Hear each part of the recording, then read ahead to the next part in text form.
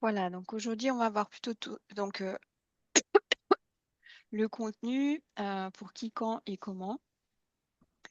Donc pour qui, la dernière fois, on avait parlé d'avoir un avatar, donc vraiment euh, avoir une typologie de personnes à qui on va parler pour qu'on puisse avoir le ton qui soit correct, hein, et qu'on puisse répondre à ses besoins, à ses motivations et chercher les périodes qui sont les plus favorables pour les contacter. Donc quand on s'adresse au ministère de l'Éducation ou si on s'adresse à un particulier ou si on s'adresse à un journaliste, ben, à chaque fois, on va avoir une, un persona qui va être différent.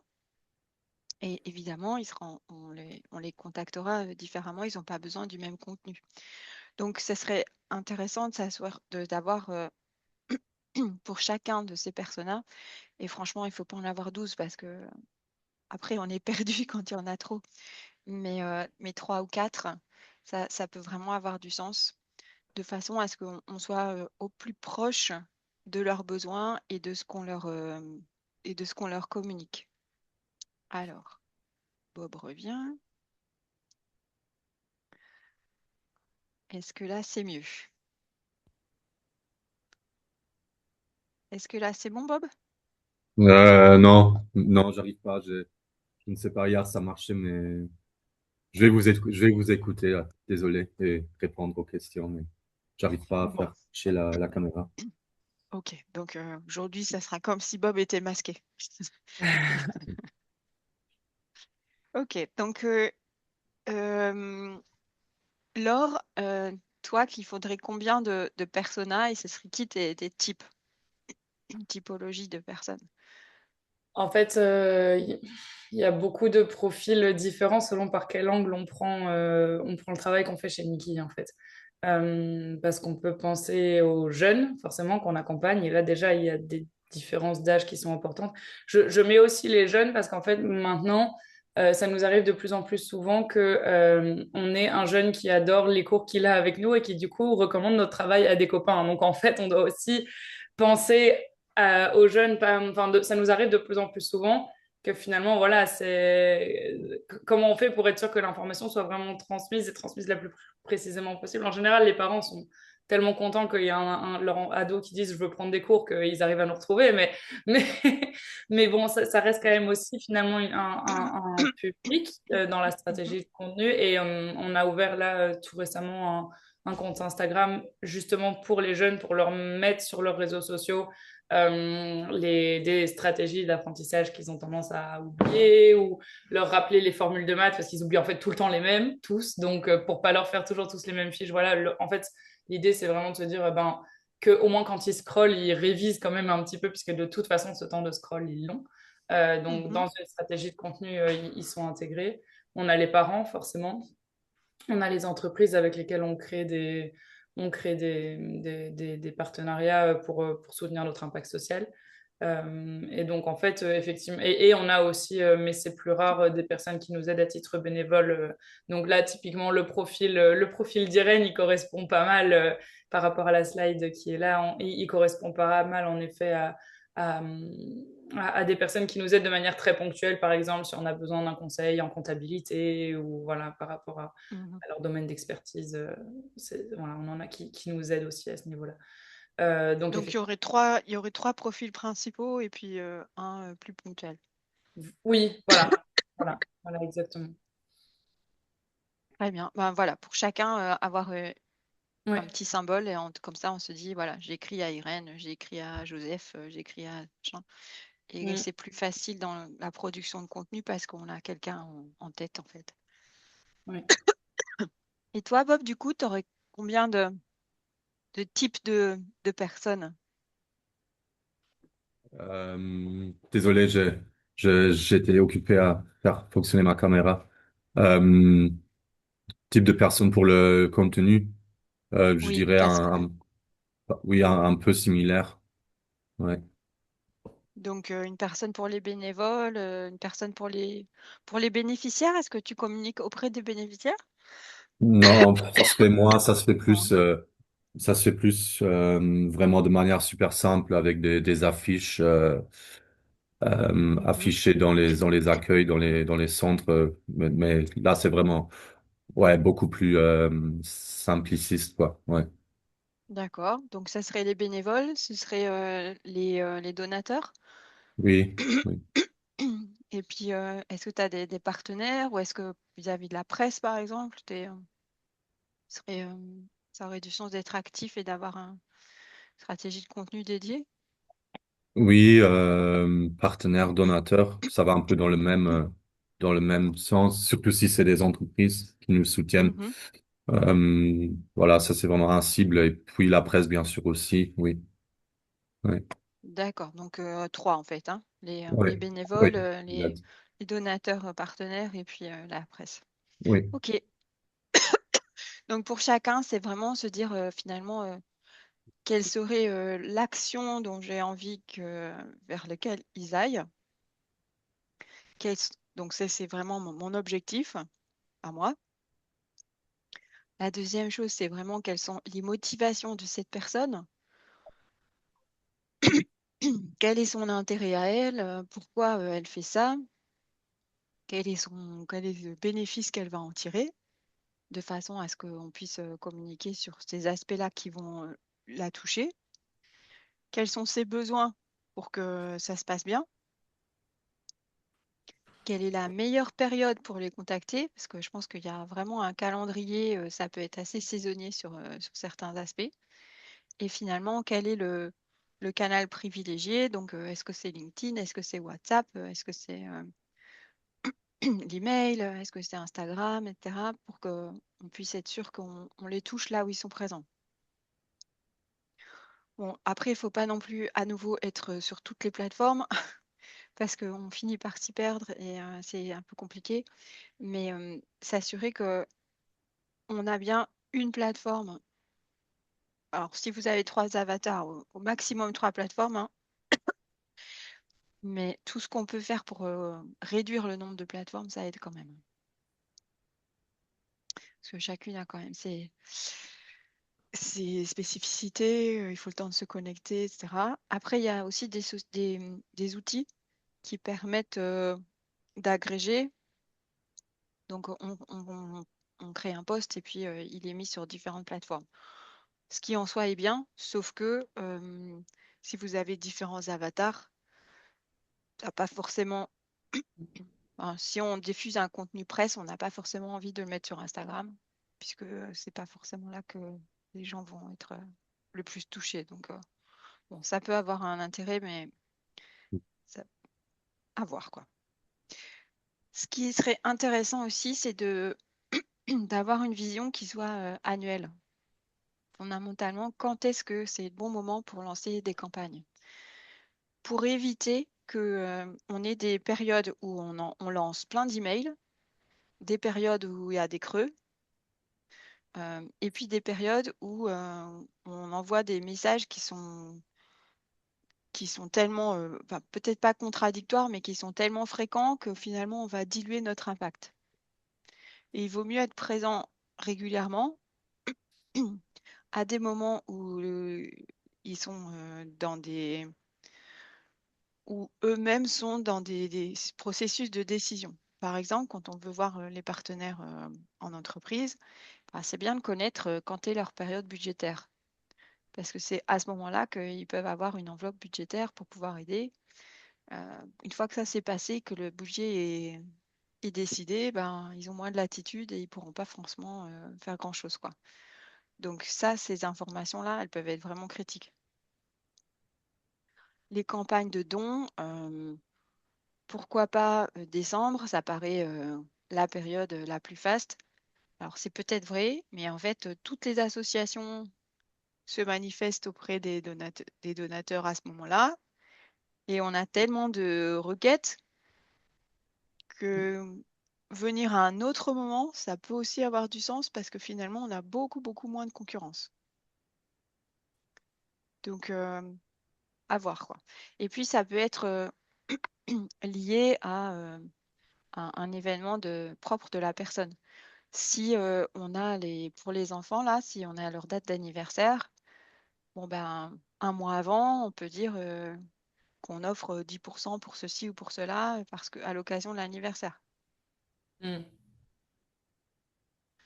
Et c'est des choses faciles à faire, en fait, mais qui vont toucher parce que bah, ça va être très personnalisé. Moi, je leur offre un Legami pour le moment, ça leur fait encore plus plaisir. Mais Voilà, le petit stylo Legami, en général, ça leur fait plaisir. Mais oui, après, enfin, je me permets juste d'intervenir par rapport à ce que tu viens de dire, si c'est OK, mais la question des réductions, c'est aussi une question de cohérence par rapport au message qu'on porte au quotidien, en fait. Parce que comme nous, on a un système de réduction qui est en fonction des revenus des foyers, si enfin, on n'a jamais accordé de réduction sur autre base que celle-là, précisément par cohérence avec la communication globale qu'on a. Mais effectivement, et c'est là aussi où ça peut être intéressant de penser ces gestes commerciaux ou ces gestes de fidélisation pour quand il y a une structure associative qui ne vend pas de services, de les penser en cohérence avec ce qu'on fait et de manière originale par rapport à ce qu'ils ont l'habitude de recevoir.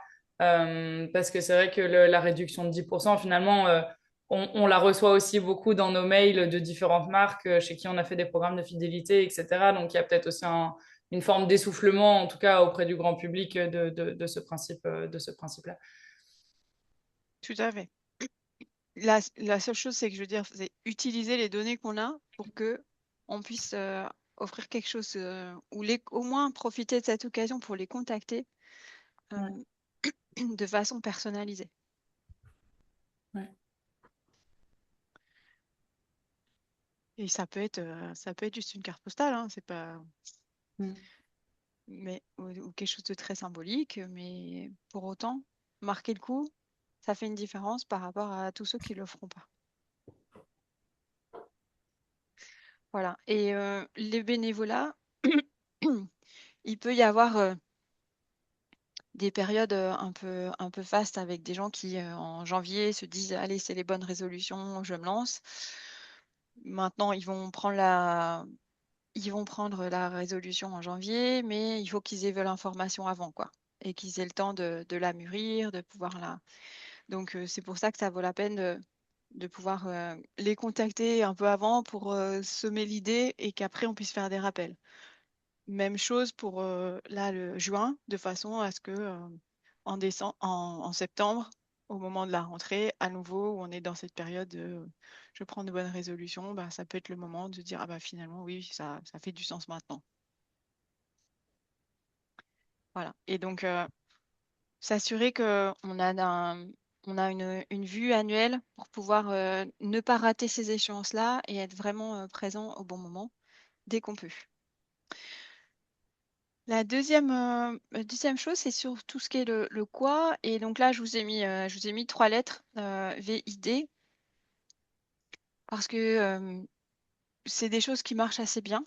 La première, c'est valeur partagée, c'est montrer que on fait partie du même club, quoi. Ils peuvent se reconnaître dans ce qu'on fait, que on partage des choses importantes, qu'on est vraiment dans la proximité et que de ce fait, ils se sentent en sécurité, ils se sentent reconnus et ils font partie d'une communauté dans laquelle ils ont une place. Donc ça, c'est tout ce qu'on peut faire pour mettre en valeur une nouvelle recrue. Ça peut être une, euh, une bénévole chaque mois qui est mise à l'honneur. Ça peut être montrer ce qu'on a fait en équipe. Et donc, l'équipe de la finance, l'équipe du marketing, l'équipe de la communication, montrer qu'on a toute une communauté euh, qui se consacre à ce qu'on fait et que du coup, on, enfin, on est plus fort à plusieurs et ça donne un message de crédibilité renforcé. Donc, quand on a un événement qu'on fait ensemble, donc que ça soit Noël en équipe ou un événement, c'est le moment de vraiment montrer que on emmène les gens un peu dans les coulisses pour les rassurer qu'on est sérieux, que chaque fois qu'ils donneront de l'argent ou du temps, ça sera bien mis en valeur et que ça a du sens que eux aussi fassent partie de cette communauté, même si ils sont pas bénévoles et si c'est juste en faisant un don ou c'est juste en faisant une recommandation, qu'ils prennent pas de risques avec nous en fait. Et puis tous les feedbacks qu'on donne, ben, ça peut aussi être vraiment quelque chose qu'on peut communiquer parce qu'il y a plein de gens qui vont se reconnaître dedans. Et se dire, ah bah oui, bah, mon enfant, il a ça aussi. Bah, s'il y en a un qui est content de faire ça, quitte à faire, je préfère aller là, quoi.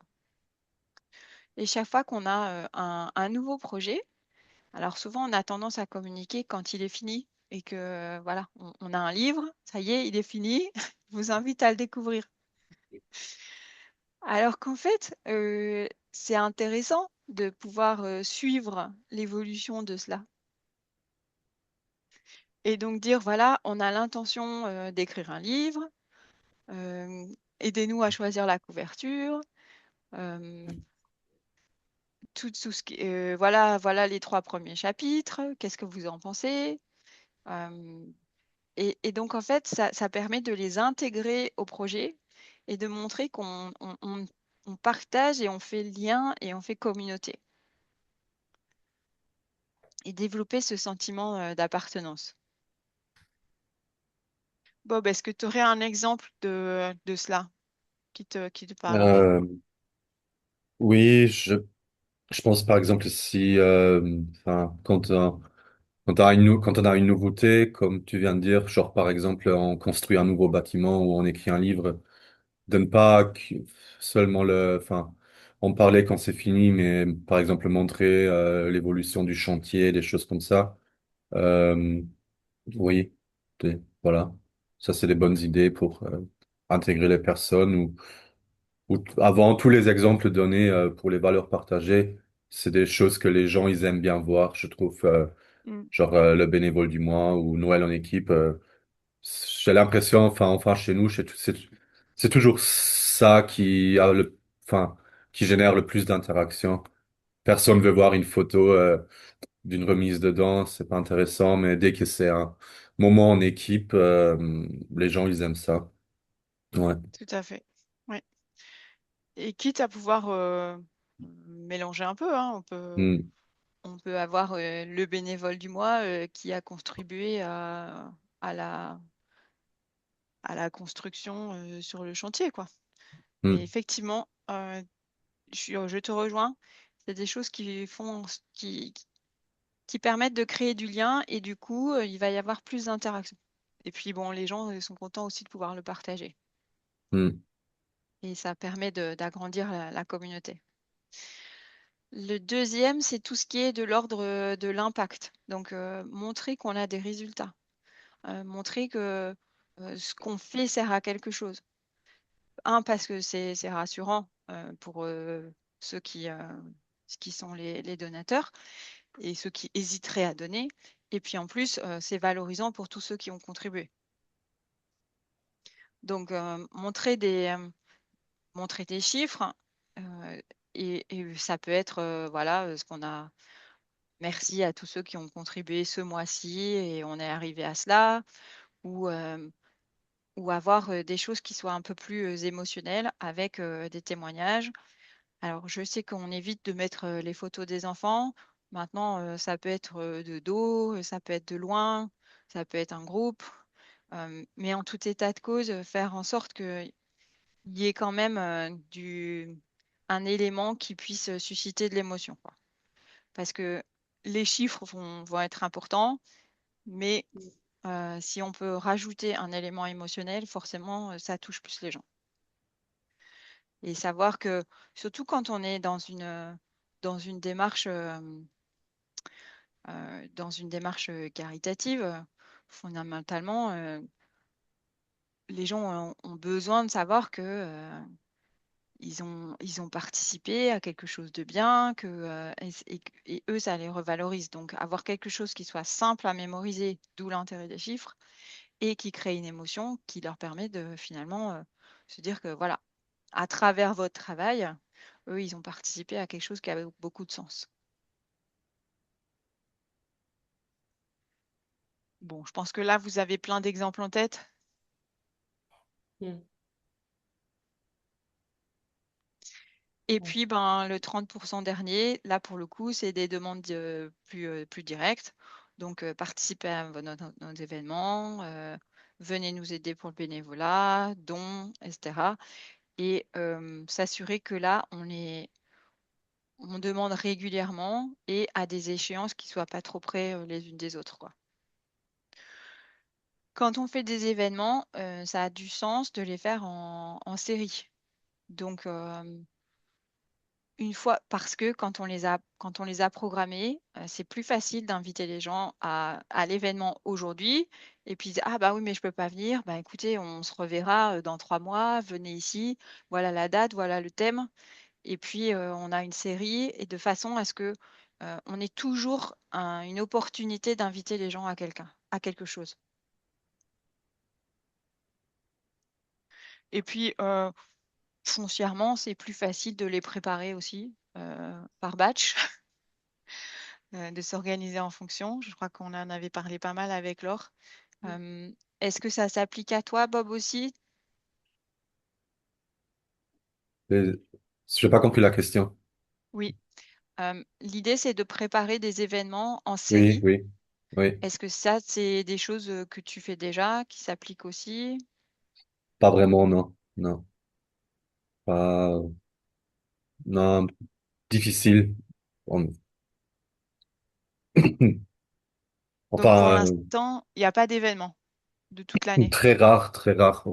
Euh, enfin, type d'événement, enfin, quel type d'événement? Genre à la rencontre entre bénévoles et donateurs, par exemple. Ça pourrait être ça. Ouais, Ça peut être une journée porte ouverte.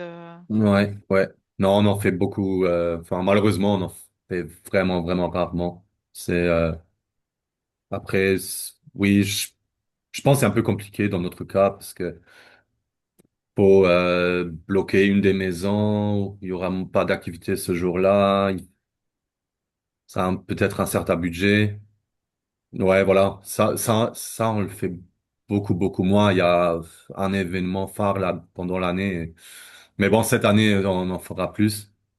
Mais d'habitude, non, c'est un peu compliqué. Ouais. Et pourquoi il faudrait bloquer toute la maison? Non, ça dépend parce que après, on a des locaux qui sont pas très, très grands. Si on fait un Mhm. événement, ben, soi-disant, on ferme l'accès aux bénéficiaires qui viendraient au restaurant.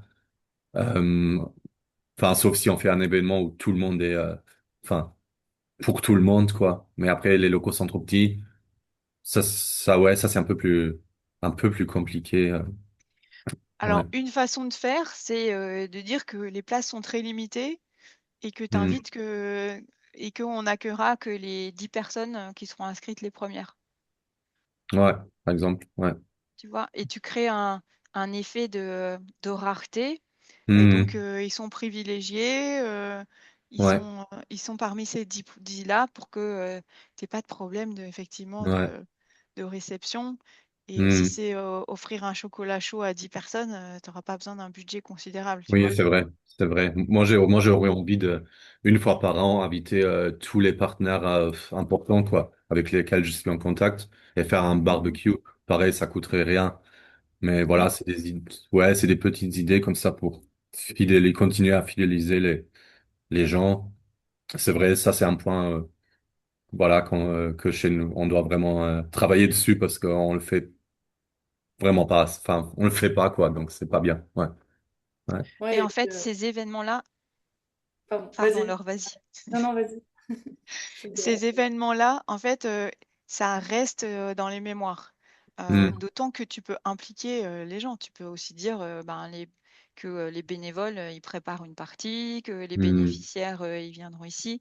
Ça permet de se rencontrer, ça permet d'avoir du concret, que les gens comprennent vraiment ce que vous faites. Ouais, ouais, Tu peux leur donner des flyers pour qu'ils invitent d'autres personnes à contribuer plus tard.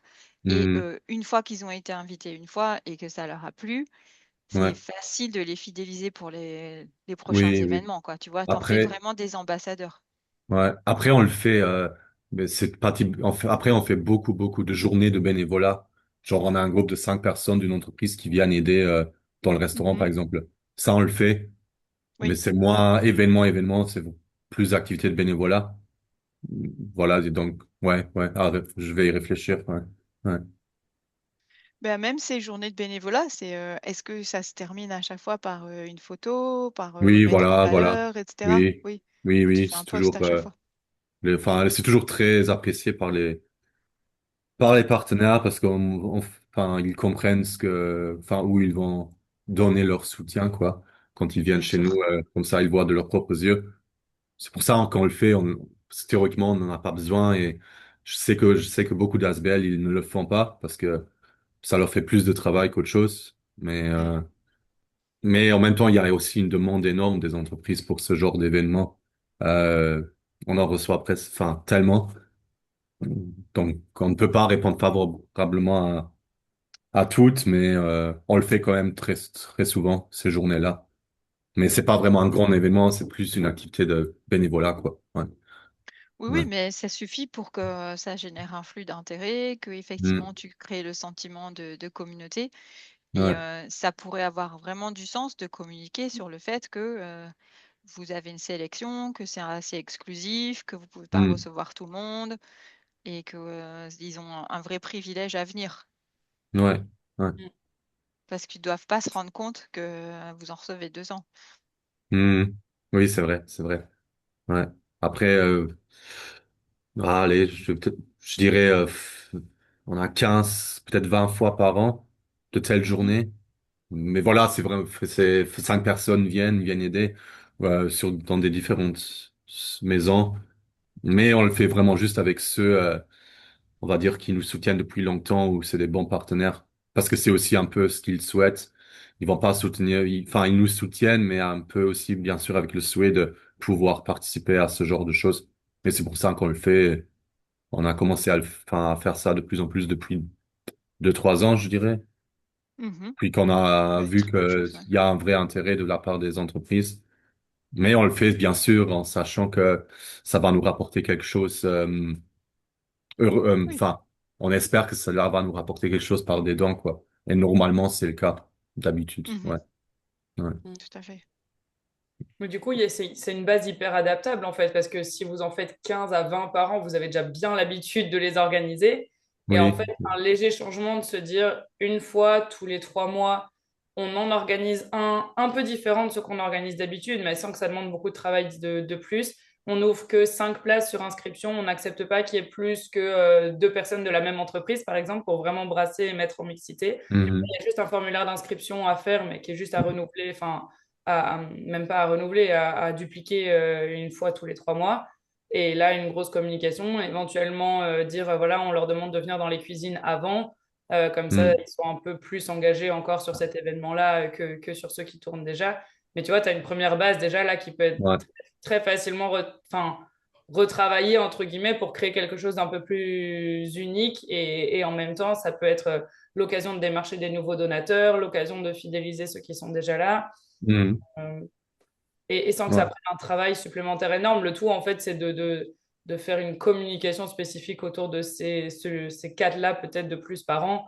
Mais à la limite, passer de 15 à 19 ou de 20 à 24, ça fait Mhm. une Ouais, grosse ouais, différence, en fait. Comme c'est ouais. tellement rodé déjà. Mhm. Parce que là, si tu mélanges sur les 5, au lieu de prendre 5 de la même entreprise, par exemple, qui participent, Ouais. tu prends 5 d'entreprises différentes, tu retrouves un peu ce que tu voulais faire autour du barbecue où tu invites tout le monde, Oui, c'est-à-dire de voilà. mélanger, en Ouais. fait, et de faire se rencontrer. Mhm. Ouais, c'est vrai. C'est, c'est une bonne idée. Ouais, ouais. Et là, c'est le travail supplémentaire, c'est juste un formulaire d'inscription. Peut-être Mhm. éventuellement en profiter aussi pour impliquer d'autres salariés de chez Une Faudrait chose que toi, en disant, OK, qui a envie de proposer aux 5 qui viendront là une activité différente de ce qu'on fait d'habitude? Comme ça repose pas Ouais, forcément que sur tes épaules. Et eux, ça peut créer de l'engagement aussi. Parce que dans beaucoup d'associations, ceux qui sont par exemple à la comptabilité, ils ont le droit de faire que de la comptabilité. Mais en ouais, fait, ouais. c'est hyper Ouais. décourageant parce que, enfin, travailler dans une structure comme ça et pas pouvoir vraiment toucher les bénéficiaires, enfin, c'est un peu frustrant, je pense. Ouais, ouais. Tu peux y voir un aspect managérial et de motivation des équipes aussi. peut-être. Ouais, c'est sûrement, ouais. Mm. Tout à fait.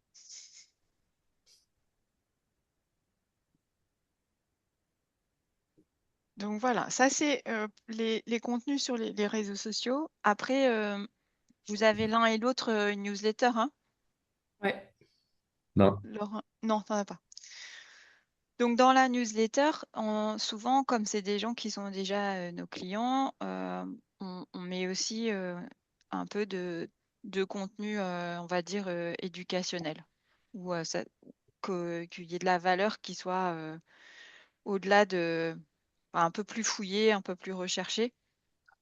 Donc évidemment, on peut utiliser ces trois VID, mais on ajoute généralement un apport plus fourni, quoi, avec un article un peu plus fouillé, ou une analyse sur un point particulier, ou bien des conseils qui peuvent aider les parents, ou aider les jeunes, ou sur une méthode d'apprentissage, etc. Donc ça, je pense que Laure le fait déjà bien. Euh, En revanche, ça peut avoir du sens quand même d'avoir plusieurs parties dans cette newsletter, et que on ait ces valeurs impact demande et la partie plus fouillée, plus, à- plus, plus éducationnelle, pour éviter d'avoir que de l'éducationnel et que une fois sur quatre seulement on ait la demande. Donc on peut avoir dans la même newsletter plusieurs rubriques et que ça dérange personne en fait, hein.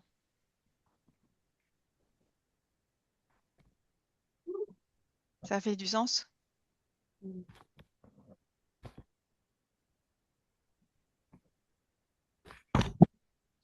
Voilà. Et du coup, Bob, comment tu restes en oui, contact avec tous les gens qui ont participé de ouais, près ou de loin, si t'as pas de newsletter? ouais.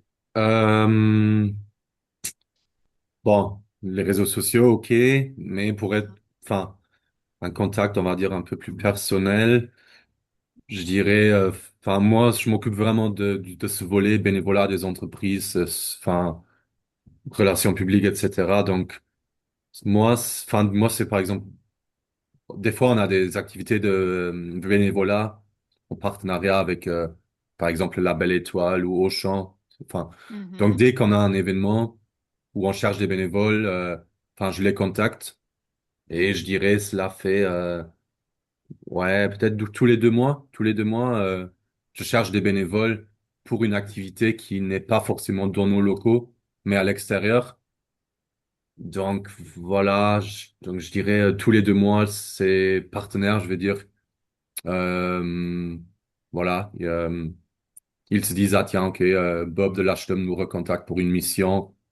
Et donc ça, c'est un peu ça le lien, quoi. Si c'est pas eux qui me contactent pour quelque chose ou pour une action ou un don, je dirais tous les 2 mois, de toute façon, on est en contact pour quelque chose. D'accord, donc tous les 2 mois, tu envoies une lettre personnalisée Oui, plus ou moins. à Un l'un mail des dirigeants personnalisé. un mail Oui, personnalisé à l'un des dirigeants de tes oui. donataires habituels. Ok, Oui, exact. Et des fois peut-être j'ai une relation un peu plus, comment dire, étroite encore. Et là, c'est avec eux, avec certains, peut-être je les rencontre de temps en temps, quoi, qui me disent, ah, je mhm. suis au Luxembourg ou est-ce qu'on peut parler des prochains mois pour voir ce qu'il y a moyen de faire ensemble.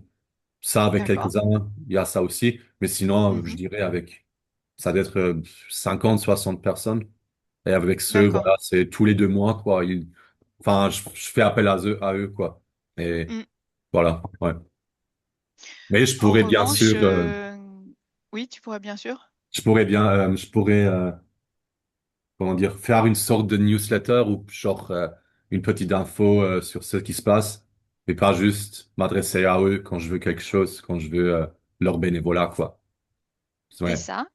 ouais, Et puis tous les gens qui ont participé à ces activités-là, qui ont trouvé que ça oui. avait du sens pour eux, qui sont venus, en fait, c'est un peu dommage de perdre le contact avec eux. Oui, oui.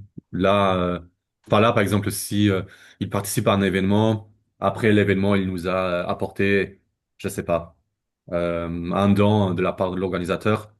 Après, je leur envoie un petit mot et je leur dis, ah, grâce à votre aide, la Belle Étoile nous a offert 4 000 euros, quoi. On a vendu ensemble 10 000 vélos, un truc comme ça. Ça, je le fais. Mhm. J'essaye toujours d'y penser parce que je me dis, OK, c'est quand même important qu'ils sachent pourquoi ils étaient là. Donc ça, on le Tout à fait quand fait. même. Ouais, ça, on le fait. Mais tu vois, envoyer une newsletter, alors peut-être pas tous les mois si ça fait trop de Mhm. travail, mais ou tous les 2 mois, avec tous ces gens qui ont participé, Ouais. c'est générique, hein, ça sera pas aussi personnel que ce que tu fais, et donc c'est en plus. Mais tous Mhm. ces gens-là, ils sont capables de faire un don personnel plus tard, puisqu'ils Ouais, savent à quoi ça aussi. sert. Ouais, ouais, c'est vrai. Ouais. Et pour le coup, t'en as vraiment beaucoup, et ces gens-là, ils en connaissent d'autres, ils peuvent être les Mhm. ambassadeurs ailleurs, ils changent de société, Ouais. ben, ils peuvent être décisionnaires pour pouvoir à nouveau contribuer. Enfin, donc là, tu as vraiment des personnes dont tu sais, elles connaissent exactement ce que tu fais, elles ont apprécié de venir, elles savent pourquoi elles l'ont fait. Mhm. Donc c'est vraiment des gens avec qui garder un contact C'est à important, travers ouais. des choses un peu régulières, c'est important, ouais. Mhm. Ouais. Et puis, et puis la newsletter, là, dans ce cas-là, c'est pas forcément beaucoup de travail en plus en soi, parce que si tu fais déjà un mot en disant Mhm. au trade, on a pu récolter 100 vélos ou autre, et dans cette action-là, ce jour-là, à tel endroit, en fait, Ouais. ce morceau-là de ta lettre, tu peux juste le recoller dans ta newsletter, quasiment mot pour mot. Mhm. Et l'avantage aussi, c'est que si jamais, parce que tu disais en général on le fait, mais parfois potentiellement j'oublie, l'avantage Ouais. c'est que les fois où tu oublies, le mot il est quand même passé parce que tu peux quand même espérer que ces personnes-là elles vont s'inscrire à ta newsletter. Et en plus, Mhm. là, il y a aussi une reconnaissance du travail qui est fait, pas juste auprès d'eux, mais auprès de tout le monde en fait, de dire voilà, telle personne, tu peux même si elle le souhaite les nommer personnellement, quoi, mais de dire Mhm. telle personne nous a aidé si elle le souhaite et si elle le souhaite pas, le mettre au nom de l'entreprise si c'était avec une entreprise ou autre. Mais en tout cas, ça peut aussi renforcer leur engagement, justement, le fait d'avoir rendu leur action visible à un public encore plus large. Ouais. Ouais, exact. On avait aussi, par exemple, on avait fait un autre événement phare de l'année en fin d'année. Après, il y a eu pas mal d'articles de presse. Certaines entreprises ont été nommées, d'autres non. Du coup, on s'est dit, est-ce qu'on fait encore un communiqué de presse pour remercier toutes les entreprises ou est-ce qu'on le fait pas? Est-ce que ça fait trop? Au final, on l'a fait. Euh, on l'a partagé avec les personnes qui sont venues. Euh, je pense que ça leur a fait plaisir, mais voilà. Ouais. Et puis pour avoir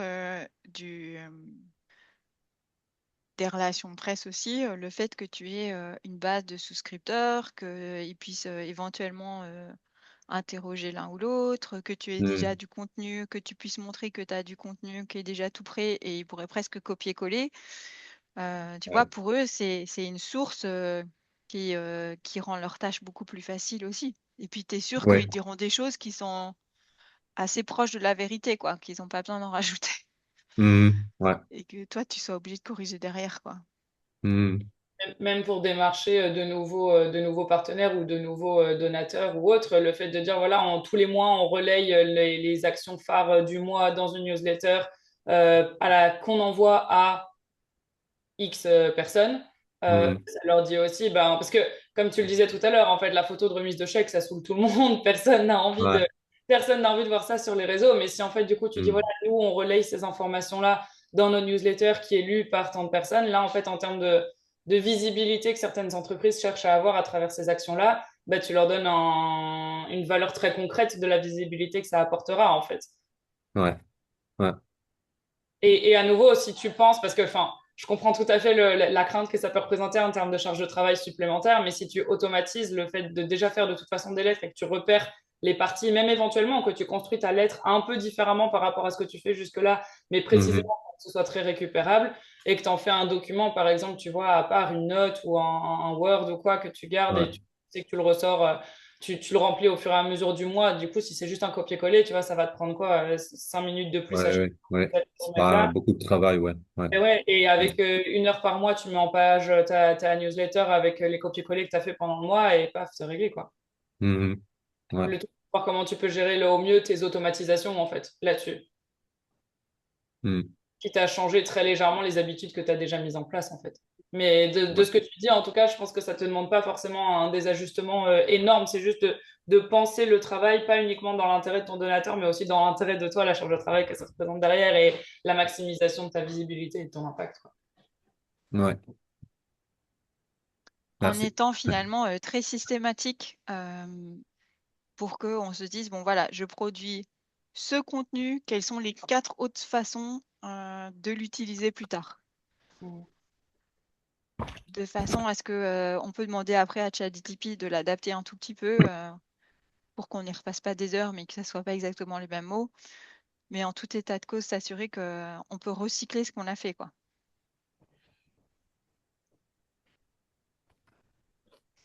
Et quand on fait une newsletter, on a l'impression que on part d'une page blanche. Mais si on sait qu'on fait une newsletter tous les mois, et ben en fait, au fur et à mesure, on a un fichier newsletter et on met des choses dedans, quoi. Parce que on y pense, on se dit ah bah oui, ça serait pas mal dans la newsletter. Et c'est pas toujours que des choses qu'on a fait soi-même. Ça peut aussi être une interview de quelqu'un, ça peut être un article qu'on a vu ailleurs qui était proche de ce qu'on fait et qu'on peut mettre en valeur. Donc on n'est pas nécessairement obligé de créer tout le contenu soi-même. Voilà. Donc le comment, Hmm. s'assurer qu'on a une planification annuelle, hein, je crois que je vais revenir dessus. Voilà. Et puis des échéances qui soient régulières. Donc par exemple, si on met en valeur un ou deux bénévoles, c'est quand même mieux de mettre le bénévole du mois parce que ça permet d'oublier personne. Ça permet que on ait une visibilité, que les gens sachent que de toute façon, un jour ou l'autre, leur tour viendra et donc on n'est pas à dire ah non, pas moi et pas moi et pas moi. Et puis que on soit assez juste et qu'on ne mette pas toujours en valeur les trois mêmes personnes et que les autres soient oubliés. Donc, avoir cette approche un peu systématique sur une planification annuelle, ça aide. Et surtout, une fois qu'on lance des choses, s'assurer que derrière, ça suit. C'est-à-dire que, OK, j'appelle à faire des dons, c'est formidable, mais je m'assure quand même que ma plateforme de paiement, elle marche, hein, parce que sinon, on a fait tout ça pour rien. Ou que on veut avoir des bénévoles, très bien, mais on vérifie que on a ce qu'il faut pour les accueillir et que la formation initiale, elle sera correcte. De même que on a un fichier de personnes de contact qui est toujours à jour et on s'assure que quand on a un événement, le barbecue ou autre, on, on- on a un formulaire d'inscription, on a des rappels pour s'assurer que derrière ça tourne, quoi. Vraiment y penser dès le départ. Je planifie, c'est cette campagne, c'est cette échéance, c'est cet événement. Et après, il faut que le back-office suive pour que on soit crédible. Parce qu'en fait, le problème, c'est que si on n'est pas crédible ensuite, alors pour le coup, ça va être très difficile de regagner la confiance les fois d'après. Et enfin, ça paraît très anecdotique, mais je vous assure que j'ai mis plateforme de paiement parce que c'était déjà arrivé qu'on demande des dons, on va sur le site web et puis là, ben, le bouton il marche pas. Ben, en fait, on a passé tellement d'efforts à convaincre les personnes de donner. Si le bouton marche pas, ben, c'est foutu. La fois d'après, ils vont se dire, bon, c'est bon, on m'a eu une fois, je vais pas recommencer, quoi. Et c'est vraiment dommage, quoi. Et une fois que vous avez cette stratégie de contenu avec vos planifications, s'assurer que c'est bien relayé sur les différents canaux. Donc, c'est sur les réseaux sociaux, mais c'est aussi sur votre site web et c'est aussi dans votre newsletter. Souvent, on a des choses qui sont un peu disparates, c'est-à-dire qu'on pense à le mettre sur un réseau social, mais il n'est pas repris sur le site web. Donc, quand les gens ils viennent d'un autre biais et qui vont sur le site web, ils ont l'impression qu'il ne se passe rien, qu'il n'y a pas d'événement. Alors qu'en fait, ça fait un mois et demi qu'on turbine pour faire un événement et qu'on en a mis plein de posts sur LinkedIn et sur la newsletter.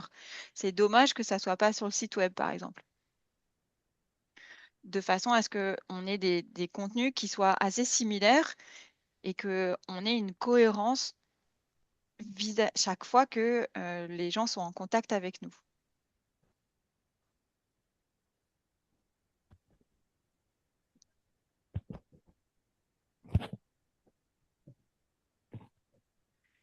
Alors, tout cela, c'est une horreur si on le fait au cas par cas et on peut y passer un temps fou. Donc là, je veux juste quelques tips pour gagner du temps. Donc, s'assurer que on travaille par batch. C'est-à-dire que si on sait qu'on va avoir un bénévole du mois, et ben, on choisit 10 bénévoles et on fait un photoshoot, on installe la caméra qu'il faut, etc.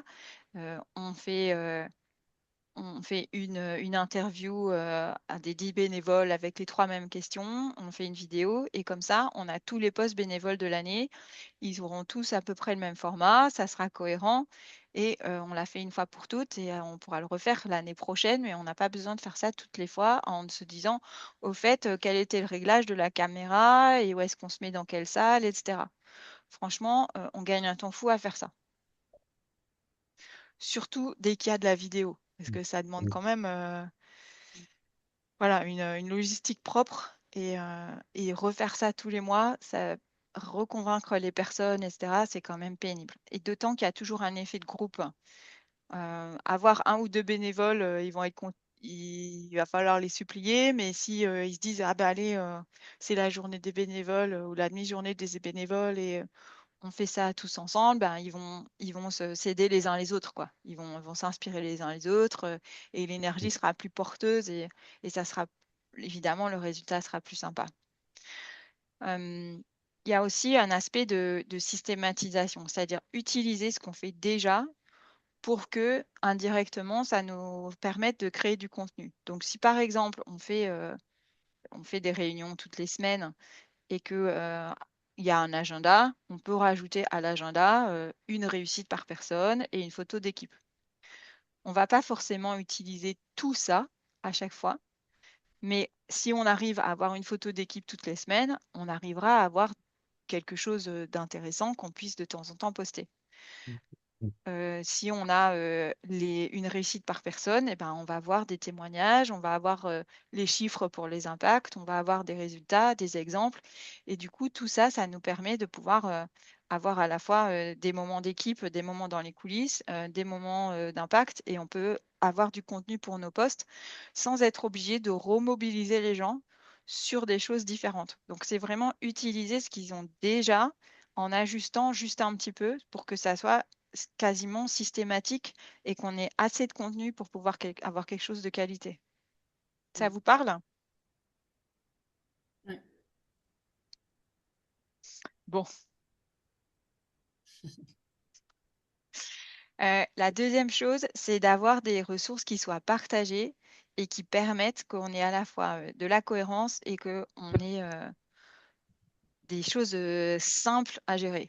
Donc, par exemple, on décide d'avoir un logo, une charte graphique et toutes nos communications, elles utilisent ces mêmes chartes graphiques, ces mêmes logos, et les titres, ils sont tous en rouge ou tous en bleu, et on n'a plus de questions à se poser, quoi. Est-ce que nos posts, ils seront en français, en luxembourgeois, en allemand, en anglais? Euh, et ça peut être les quatre, mais en tout cas, on prend une décision, on la prend une fois pour toutes, et comme ça, on n'a pas besoin de revenir dessus. Les images, c'est pareil. Est-ce que on se met d'accord sur on prend des photos d'enfants, oui ou non? Est-ce qu'on les prend toujours en groupe? Est-ce qu'on prend des photos de nos locaux? Est-ce qu'on prend des photos de nos bénéficiaires? Que ça soit défini. Et si on prend des photos des bénéficiaires, mais qu'on ne veut pas qu'il y ait la tête et que ça soit toujours en groupe, et ben dans ce cas-là, on sait que il faut les prendre à la cantine ou à la sortie ou de haut ou derrière. Enfin, en tout cas, on réfléchit à quels sont les meilleurs angles, quels sont les meilleurs endroits, et comme ça, euh, on met tout ça par écrit et ça permet de trier. Donc déjà, on va directement prendre les bons clichés et si jamais il y a des choses qui ne correspondent pas, on s'est déjà posé la question et ça, on l'enlève et on évite les problèmes derrière, quoi. Se mettre d'accord aussi sur quel est le ton rédactionnel. Est-ce qu'on veut des choses qui sont super formelles? Est-ce qu'on veut des choses qui sont enthousiastes? Est-ce qu'il faut que ça soit savant sur certaines choses? Est-ce qu'il faut que ça soit accessible? Est-ce qu'il faut que ça soit des bandes dessinées? Enfin, pour chaque public, on peut avoir un style différent, mais il faut qu'il soit cohérent d'une fois sur l'autre. Et pourquoi je vous dis de le documenter, de mettre ça dans un document qui soit votre référence, c'est parce qu'après, si on veut utiliser des prompts ChatGPT et autres, on a besoin de lui donner précisément quel est le ton pour qu'il donne des choses qui soient utiles dès la première fois. Il est capable de nous faire le même contenu avec de l'enthousiasme ou en étant très savant. Mais c'est pas la peine de refaire 10 fois la même chose parce qu'on n'a pas bien défini au départ. D'accord? Et puis, une fois que vous avez choisi vos plateformes, mettre par écrit, toujours dans ce même document de synthèse, on fait des posts sur Facebook et voilà les dimensions en pixels. Nous, on fait que des carrés ou on fait que des carousels, etc.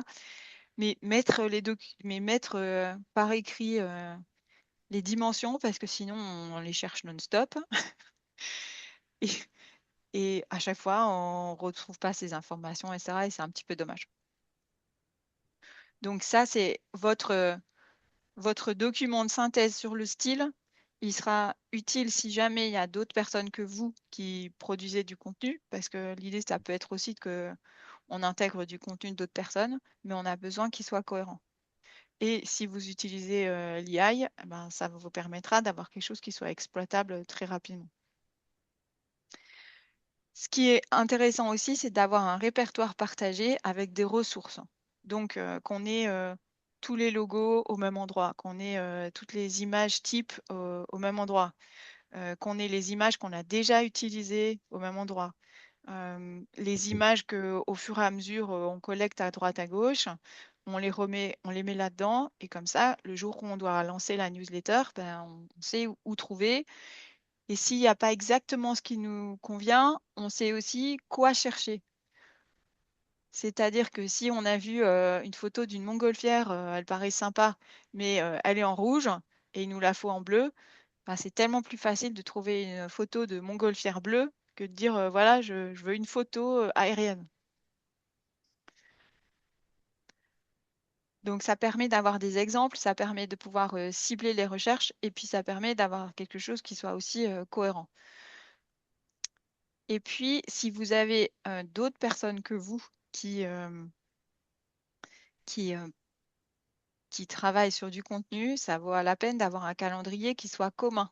Qu'on s'assure que celui qui envoie la newsletter, il est au courant que ça a été envoyé ou pas à cette date-là ou pas à cette date-là. Et vous pouvez mettre des codes couleurs, par exemple, tout ce qui est de l'ordre des valeurs, c'est rouge, impact, etc., pour que vous voyez très bien visuellement la proportion de ce que vous avez fait et qu'on puisse ajuster assez vite pour s'assurer qu'on a bien les, les 3 éléments sur toute l'année.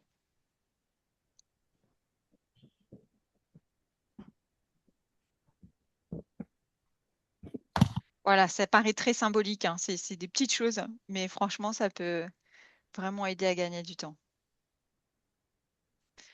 Et le dernier, en termes d'optimisation, c'est s'assurer que vous avez des modèles, donc des modèles de poste. On peut le faire sur Canva et puis après on les duplique. Enfin, ça, je pense que vous devez avoir.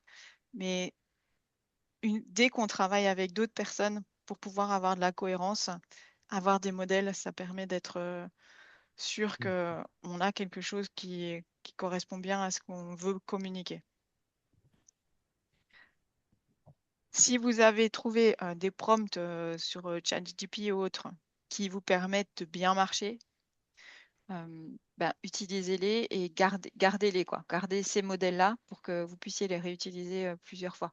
C'est-à-dire une fois que vous avez bien trouvé le style, quitte à demander à ChatGPT, quitte à mettre dans ChatGPT les 5 derniers posts que vous avez faits sur LinkedIn ou autre, et vous lui dites identifie-moi, quel est mon style, quelles sont les idées phares, etc., pour que vous puissiez avoir ensuite un prompt qui puisse décrire ce style correctement et qu'il puisse utiliser pour avoir quelque chose qui soit cohérent par rapport à ce que vous avez fait.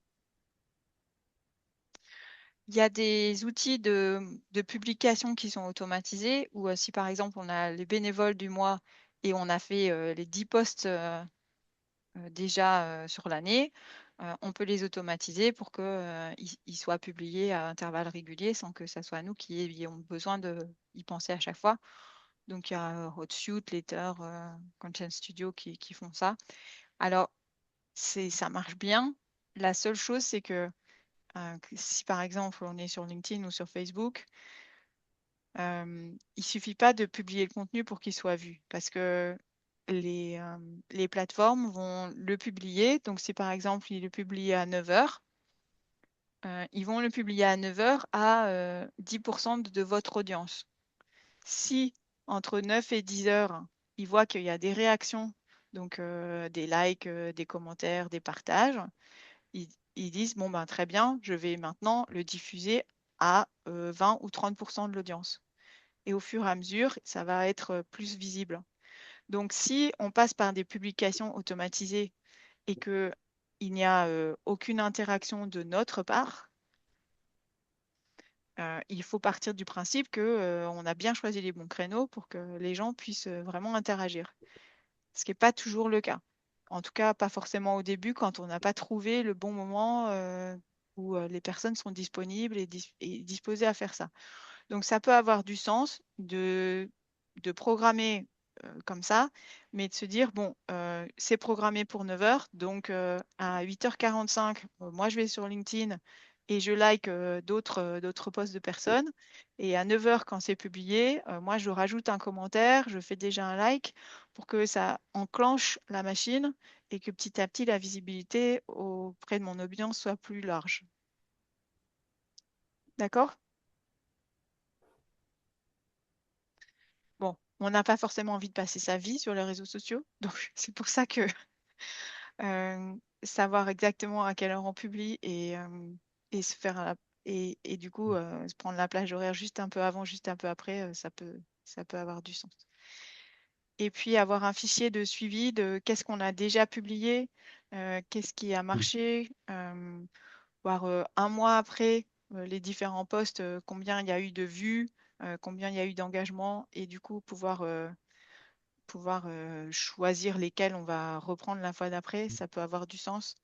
Il y a des bases de données comme Airtable qui permettent de garder à la fois le texte, les images et puis de mettre des statistiques. Donc voilà, moi je suis pas, je n'ai aucune action dans tout ce que je vous ai donné là. Mais en tout cas, donc libre à vous de choisir évidemment les outils que vous voulez, mais en utiliser, ça peut clairement avoir du sens, quoi. Ok?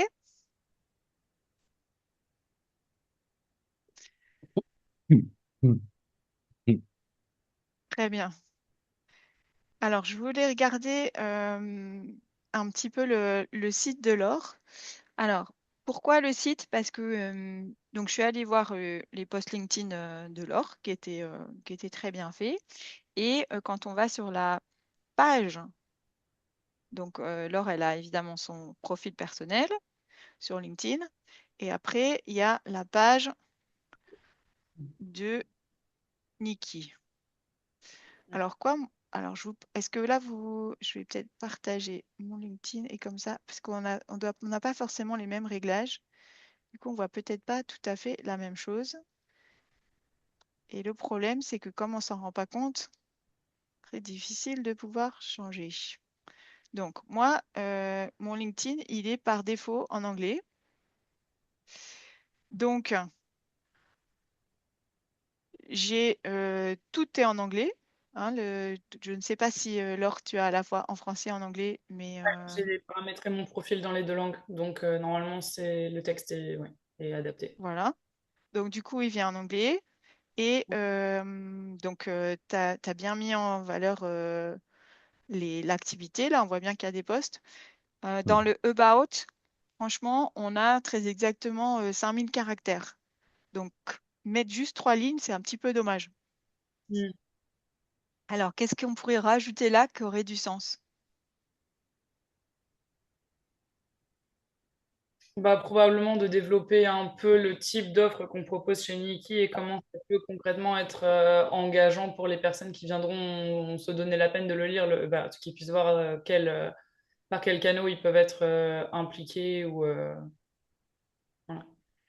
Mm. C'est ça. Donc, c'est pourquoi je fais ça? Comment on peut me joindre? Et vraiment que ça soit simple à faire. En particulier, avoir des liens. Parce que par exemple, là, moi, Niki.lu, je peux toujours cliquer dessus, il n'y a pas de lien. Ouais. Ce qui est un peu dommage.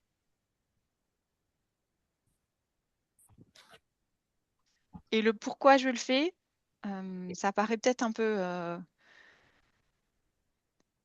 Enfin, c'est pas pour être dans la démonstration, le show-off. Mais en fait, il y a plein de gens qui n'ont pas le courage que vous avez. C'est-à-dire qu'ils rêvent de faire du bien et pour autant, ben, ils ont choisi la sécurité. Mais si vous mettez en avant que vous avez eu ce courage-là et pourquoi vous l'avez fait, en fait, par procuration, vous les faites rêver.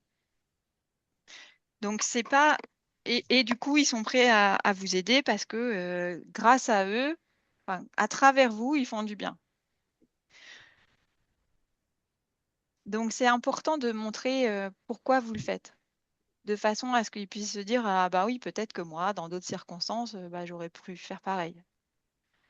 Alors que Mm. si vous en parlez pas du tout, en fait, vous perdez tout cet aspect-là, qui est Ouais. super important dans la décision de faire un don, en fait. Donc, s'assurer qu'on a bien les liens et que ça marche.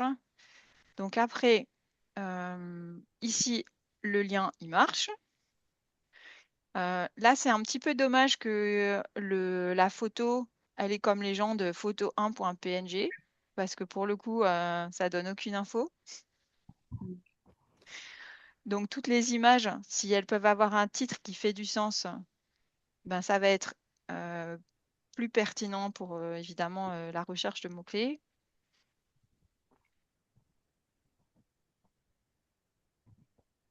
Et là, c'est pareil, chaque fois qu'on a more info, chaque fois qu'il y a un Facebook, etc., il faut mettre les liens parce que ça ne sert pas à grand-chose sinon, hein. D'accord? Euh, en termes de bannière, en fait, oui, ça a du sens de dire on fait du conseil gratuit, qu'on donne mais ça doit peut-être faire 20% de 20% de l'image, quoi. Tout le reste, ça devrait être sur ce qu'on fait, c'est-à-dire voir les enfants, faire ou, quelqu'un qui est en situation, qui donne des cours, pour que dès la première information, on comprenne ce que tu fais. Et oui, il peut y avoir 20% où on a Free Tutoring Advice et clique ici. Parce que là, en fait, ce qui est dommage, c'est que ça fait la pub pour intelligencesubstack.com et pas tellement pour Nikki.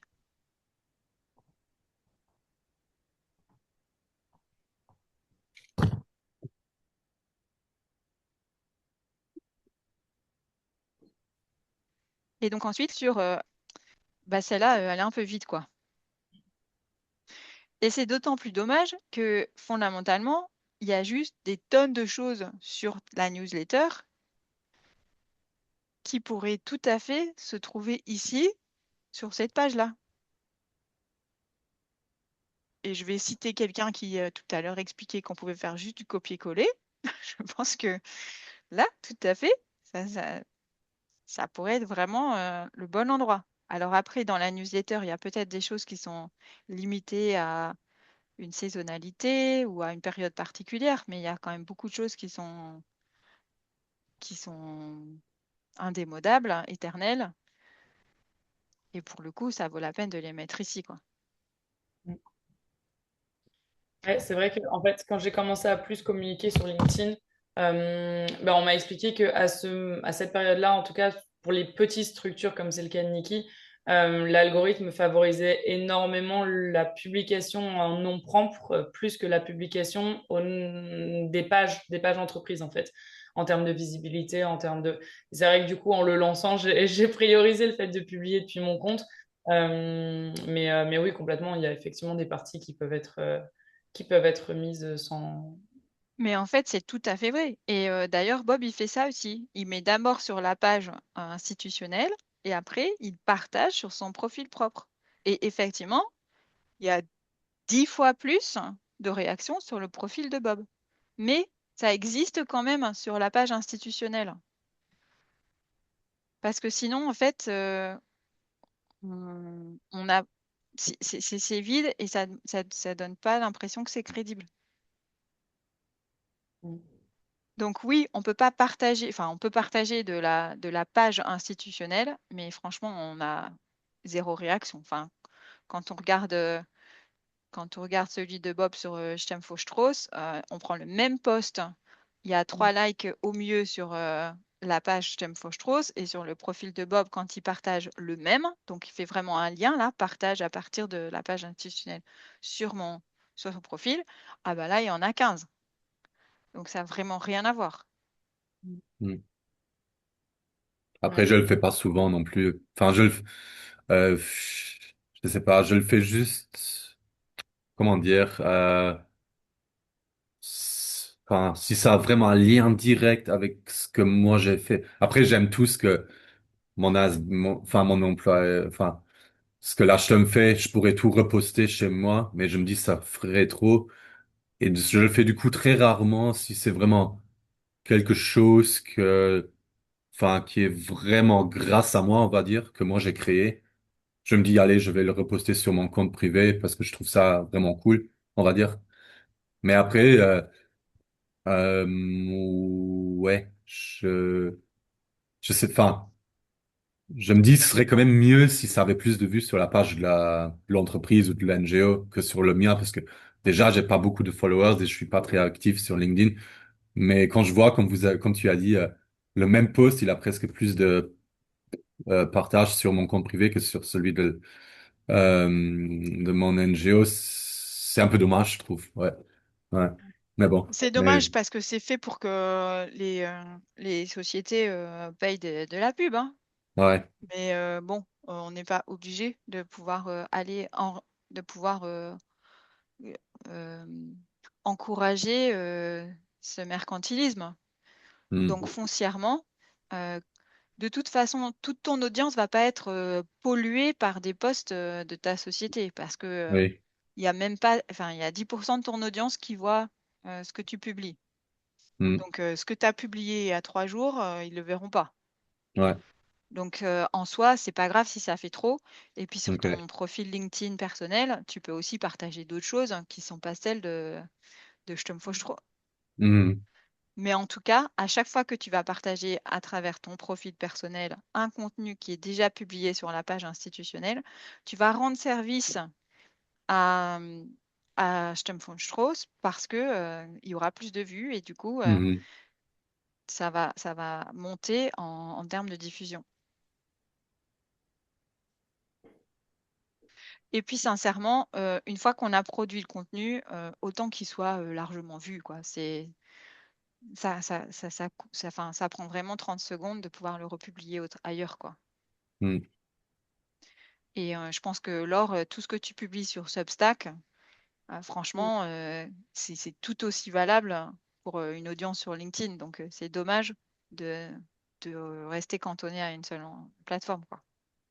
Bah, c'est surtout qu'un article Substack en soi, vu la longueur que ça fait, parce qu'en fait, enfin, Substack, c'est une plateforme complètement différente aussi en termes de ce que les gens en Mhm. attendent. Et un article Substack, ça fait facilement 3-4 posts LinkedIn en soi, parce que chaque morceau peut faire l'objet d'un post à lui tout seul. Donc, Donc là, tu as le choix. Soit tu fais 3 posts LinkedIn, et pourquoi pas, ça peut vraiment avoir du sens. Ou alors, tu fais juste les 2 premiers paragraphes, et puis tu dis pour en savoir plus, et tu mets le lien vers Substack. mm. Voilà, l'une ou l'autre stratégie. Après, foncièrement, bah, plus t'as de contenu sur LinkedIn et plus LinkedIn va te montrer aussi. Donc, ça peut avoir du sens, quoi. Ouais. Et donc, quand moi, je clique sur ici, est-ce que là, à partir de là, est-ce que je peux avoir ton site web? Je crois que oui, là, normalement. Voilà, là, ça marche. Et donc, moi, hier, je suis tombée pile sur la page en anglais. Bon, là, du coup, on l'apprend en français. Alors, la difficulté, alors je te montre ce que j'ai vu sur la page en anglais sur le témoignage. Ok, toc, sur la page en anglais. Je crois que c'est ça. Voilà. Non, c'était pas là. Our offer. Donc, ça, c'est en anglais. Très bien. Et après, ben, c'est en français. C'est un petit peu dommage que les témoignages ils soient en français, quoi. Ouais, ça, je pense qu'on a dû avoir un bug sur la dernière mise à jour parce que normalement, on avait mis des témoignages différents. Donc, c'est un bug sur la dernière mise à jour qu'on n'a pas vu parce que normalement, on en avait mis d'autres. Mais je vais revoir ça du coup. Mm. Et alors, testimonies, certes, effectivement, ça se traduit par témoignage. Sauf qu'en fait, testimonies, c'est le témoignage qu'on fait sous serment auprès de la cour quand on est dans un tribunal. Mm. Alors, ce que toi, tu veux avoir ici, c'est plutôt des recommandations, pas pas Mm. des personnes. Et donc, ça se dit testimonials, Ok. IALS. Ouais.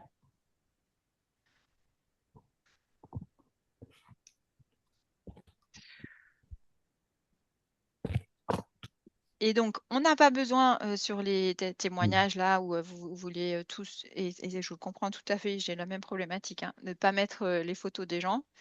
Euh, pour autant, on peut quand même avoir une page où il y ait une image, quoi. Mm. Parce que là, zéro image sur toutes les pages, bah, c'est un peu triste, quoi. Surtout quand on travaille auprès des enfants et que on est dans quelque chose qui soit finalement joyeux, les couleurs sont bien pour cette cible-là. C'est dommage qu'il n'y ait pas cette partie émotionnelle où on puisse voir un petit peu, même si c'est un bâtiment, même si on voit les enfants de dos, même si comme ici, alors c'était où? Ah, c'est pas sur la partie en français. Si. Non, sur ta page d'accueil. Sur ta page d'accueil, tu as une photo floutée. Voilà, celle-ci là. Franchement, elle est très bien. Après, Mm. tu peux même la flouter encore un peu plus si tu veux pas qu'on voit l'enfant. Là, Ou, on avait l'autorisation, donc c'était bon. Mais le tout, c'est effectivement d'avoir les autorisations parentales pour les deux. oui, alors après, tu n'as pas besoin d'en avoir 200, hein.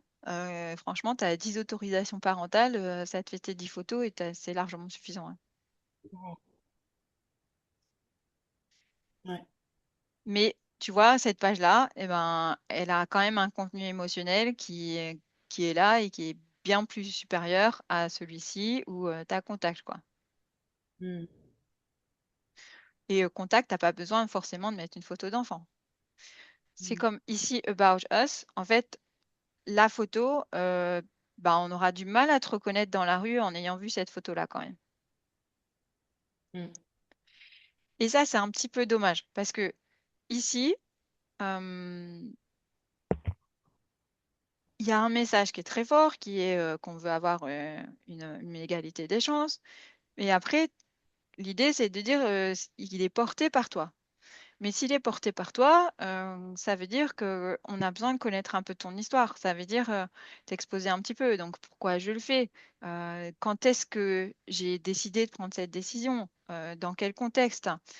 Qu'est-ce que ça m'apporte? Et franchement, mettre une grande photo pour que, et peut-être même une vidéo, si c'est 2-3 minutes de vidéo, ça peut suffire, mais donner l'impression qu'on rencontre une vraie personne. On a une vraie conversation avec quelqu'un qui existe. et que quand on prend son téléphone, on se dit, ben chouette, je vais parler alors. Ce qui est pas encore le cas. Mm. D'accord? Et donc ça, c'est un peu plus de storytelling. J'avais fait un enregistrement avec Rao sur le storytelling qui peut être utile ici pour le réutiliser. Franchement, voilà, c'est les mêmes principes de base et s'assurer qu'on a quelque chose où on peut connecter avec les gens et qu'ils soient dans lequel ils se reconnaissent. Donc, et puis, alors sur chaque page, ça serait bien d'avoir un appel à l'action. Donc ça, c'est pour n'importe quel site web. Si par exemple ici, on a Our Offer, très bien. J'ai l'offre, bon, j'ai des témoignages, je sais le prix, ok. Et après, je fais quoi? Ben, il n'y a rien en fait. Donc, est-ce que c'est contactez-nous? Est-ce que c'est réserver une interview, un entretien? Est-ce que c'est euh, réserver, enfin, inscrivez-vous à un cours ou autre chose, ou inscrivez-vous à notre newsletter. Mais en fait, sur chaque page web, on a besoin qu'il y ait un appel à l'action. Parce que sinon, en fait, bah, c'est frustrant pour les gens. Ils sont allés jusqu'au bout de la démarche de pouvoir regarder, et puis ça s'arrête. Mm. Et peut-être que ça a du sens alors à ce moment-là de simplifier un petit peu. C'est-à-dire que euh, s'inscrire à la newsletter, plutôt que d'avoir une page newsletter qui est... Le problème, c'est que ça nous donne un autre... ça nous Mm. emmène sur un autre site web avec une autre cohérence graphique, avec un autre univers. Ben, peut-être que au lieu d'avoir cette page-là, on pourrait juste avoir un bandeau sur les autres pages en disant inscrivez-vous à la newsletter et en disant pourquoi on s'inscrit, quel est le bénéfice, à quoi ça va servir, qu'est-ce que ça va nous apporter, combien de fois par an on va le recevoir, de façon à ce qu'on puisse ben, simplifier l'arborescence tout en haut et on reste dans le même univers, on reste sur le même site web, mais on a un appel à l'action sur chacune des pages. Les appels à l'action, ils sont quand même souvent mieux dans le premier tiers. On n'a pas besoin de scroller.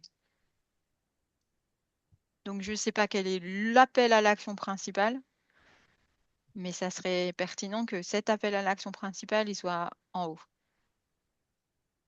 Et on peut avoir un appel à l'action secondaire plus bas.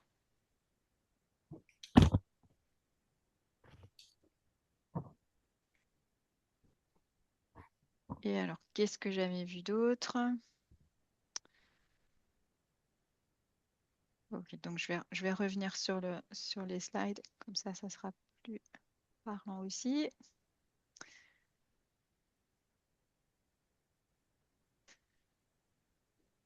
Voilà, donc testimonials, s'assurer que tout est dans la même langue, avoir un contact, un appel à l'action. Ici, quand on a des fondateurs, donc outre le storytelling, ça a du sens de rajouter tout ce qui permet de gagner en crédibilité. Donc, avoir un lien vers son profil LinkedIn. Est-ce que tu as une certification, un diplôme, de quoi que ce soit en termes d'éducation qui pourrait renforcer ta crédibilité et ça, tu le mets en valeur. Si tu as écrit un livre, ben, il doit être là. C'est dommage qu'on ne le voit pas. Et quand on a des gens qui nous font confiance, donc ça, il y a une page qui est donateur, et ben, elle a vraiment du sens à être ici aussi. Nos partenaires, qu'on puisse bénéficier de leur crédibilité et inversement, qu'ils bénéficient de la nôtre. Donc peut-être que ça aurait du sens finalement, vu qu'il n'y a pas beaucoup de contenu sur la page Support Us, que ça puisse être fusionné avec cette page ici sur About Us. Parce que finalement, une fois que vous savez tout plein de choses sur nous, ben, peut-être que vous êtes partant pour nous aider.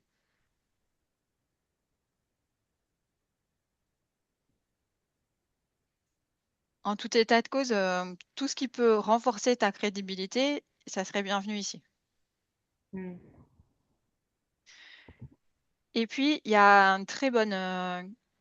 il y a aussi un très bon outil là, c'est que tu as mis un quiz. Alors, le quiz, il est top. Moi, je l'ai fait hier. Sauf qu'en fait, il ouvre sur la même page. Et donc, une fois que tu as fait le quiz, ben, tu es coincé. Tu peux pas retrouver le site web. Ouais. Donc ça, c'est tout simple, hein. Il faut que quand tu mets ton lien, tu mets Open to New Page ou Open to New Window. Donc ça a marché pour ta newsletter, là, sur Substack.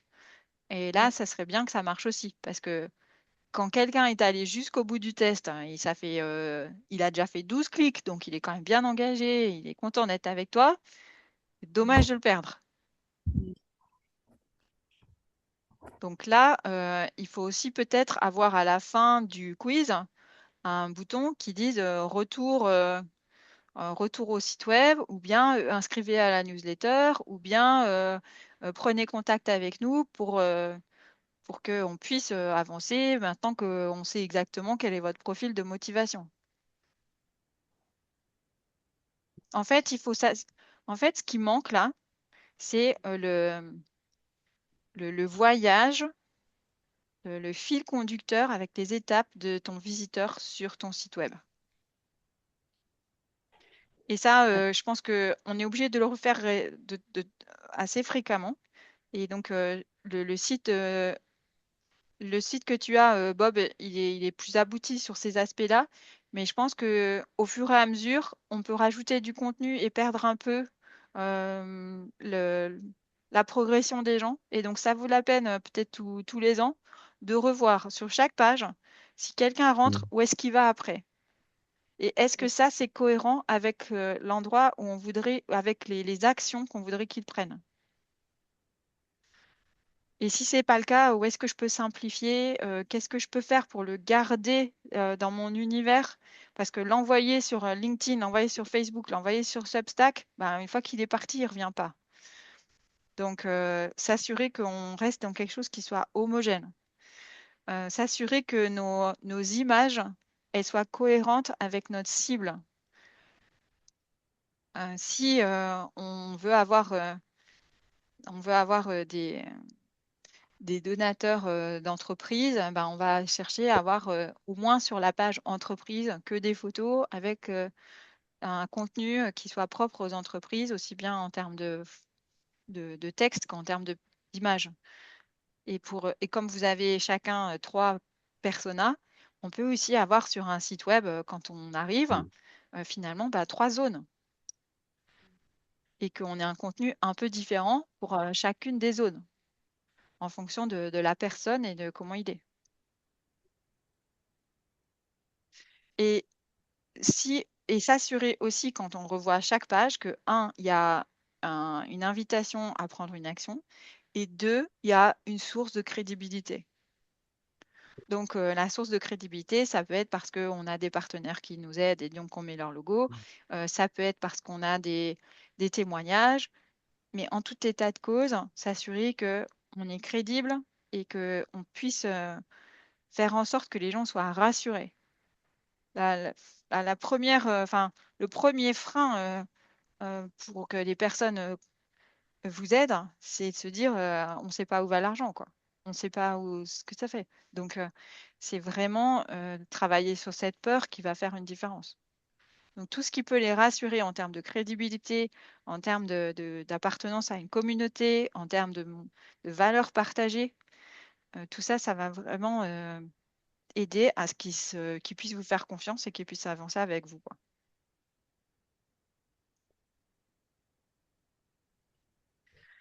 Bon, je vous ai assassiné de bons conseils. C'est une bonne prise de notes, hein, je vais pas mentir. C'est Qu'est-ce super. qui vous sera utile d'ici à ce qu'on se revoie alors? Qu'est-ce que vous avez l'intention de mettre en place qui vous sera utile?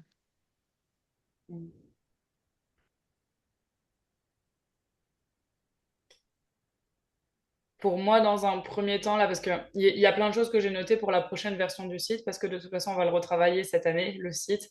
Donc, ça tombe bien d'avoir tout ça avant et pas pendant ou après. Ça permet de cadrer les choses en amont plutôt que voilà, de retravailler une fois qu'on est parti dans une certaine direction. Mais ce qui est plus, enfin, voilà, ce qui peut être mis en application d'ici la prochaine fois, c'est revoir avec ma collègue quels sont les. Ben, déjà, certains éléments vont pas prendre longtemps en soi à changer, donc il y a des ajustements qui sont rapides. Et pour le reste, de voir avec elle comment, effectivement, par exemple, tout le travail qu'elle fait déjà pour notre page Facebook, comment on peut le réajuster rapidement pour la page LinkedIn, par exemple. Ne serait-ce que juste s'assurer qu'elle soit pas complètement vide et même si elle n'est pas aussi affinée que ce qu'on aimerait qu'elle soit, ben, déjà au moins qu'elle soit pas sans aucune actualité, quoi. Donc, qu'est-ce qu'on peut mettre en place pour rapidement changer ça, quoi. Très bien. Et Bob, alors, qu'est-ce qui te serait utile à toi? Euh, les tips de newsletter que toutes les deux vous m'avez donné, de le préparer, de commencer à préparer ça. Puis aussi à la fin, les conseils pour l'or, pour le site web, je trouvais ça intéressant aussi pour moi. Parce qu'on y bosse, on va aussi peut-être l'année prochaine. Enfin, il y a toujours tout le temps des choses à revoir. Euh, ça, et on n'a pas, on n'y pense pas tout le temps et c'est quand même important que le site web soit voilà compréhensible et facile à utiliser. Et là-dessus, on a aussi enfin on a beaucoup de choses à améliorer. Donc ça aussi les quelques tips que j'ai pu entendre. Ouais. Parce qu'en fait, ça sert à rien de dépenser énormément d'énergie pour attirer des gens et qu'ils soient intéressés et que après vous pouvez pas les convertir soit en bénévole, soit en donataire, quoi. Et la Hmm. conversion, elle se fait rarement sur les réseaux sociaux, elle va se faire sur votre site web. Donc c'est pour ça que c'est important que ils puissent avoir quelque chose qui est cohérent entre les deux, qui soit attrayant et ils puissent vous faire confiance et ils puissent se dire, bon ben oui, j'ai vu ça sur LinkedIn, ça avait l'air hyper intéressant, je cherche un peu plus Hmm. et je vais au bout de la démarche. Sinon, ben, vous avez passé beaucoup de temps à faire des trucs géniaux et puis voilà, le taux de conversion, il est en deçà de ce que vous pourriez avoir Hmm. alors que franchement, vous avez vraiment déjà beaucoup donné, quoi. Et pour le coup, pour la newsletter, Bob, Substack, ça peut Ouais. être un format enfin, le format intéressant. Je ne sais pas si tu utilises déjà pour l'acheter un format spécifique, mais parce que Substack, tu as à la fois la version, le format newsletter et en même temps un format blog qui se met en place automatiquement. Et Hmm. du coup du format blog, tu peux le renvoyer à n'importe quel partenaire ou partenaire potentiel. Il peut retrouver tous les anciens articles, etc. Enfin, c'est quand même, ça évite d'avoir le seul format newsletter. Et dans un Hmm. cas, voilà, les applications dont tu as parlé, ça peut quand même être peut-être pertinent d'avoir aussi ce format blog. Et ça demande zéro effort supplémentaire, ça se fait automatiquement. Hmm. Ok. Merci. Et, pour les différents articles, moi j'en publie un toutes les 2 semaines. J'ai mis en place une structure que j'ai mis sur un premier modèle et que je duplique à chaque fois. Donc pareil, ça te Ok. travaille à faire. Ouais. Et avec Hmm. Substack, il y a moyen d'avoir aussi des partenariats, donc des gens qui vous ouvrent leur liste email, on échange, etc. Donc, mais bon, pour ça, il faut commencer, quoi. Commencer à avoir un petit peu de contenu et commencer à avoir Hmm. des souscripteurs, quoi. Après, tu as eu tellement de bénévoles et tellement de gens qui sont venus, Bob, que franchement, c'est pour eux, c'est juste les Hmm. inviter à recevoir ça, Ouais. quoi. Ouais. Et Voilà. puis à pouvoir même retrouver facilement, parce que le format newsletter, ce qui est pénible, c'est le truc de je dois le transférer à quelqu'un, etc. C'est pas Hmm. forcément pratique. Là même, une entreprise qui dit on veut relayer le travail qu'on a Hmm. fait auprès de la HTM, bah, tu leur renvoies, au lieu de leur envoyer seulement le mail de la newsletter, tu leur envoies le lien Hmm. vers l'article, ils peuvent ensuite le relayer sur leur propre site. En termes de référencement, ça peut te revenir en boomerang, enfin, ça peut être Hmm. bénéfique à tous les étages, quoi. Tout à fait. Très bien. Et ben, je vous souhaite de mettre tout ça en place, d'y prendre beaucoup de plaisir, et puis je serai ravie de vous retrouver d'ici peu. Merci beaucoup pour Merci à la vous. séance. Merci. À Bonne bientôt. journée. Merci à vous. Bonne Au journée. revoir. Merci.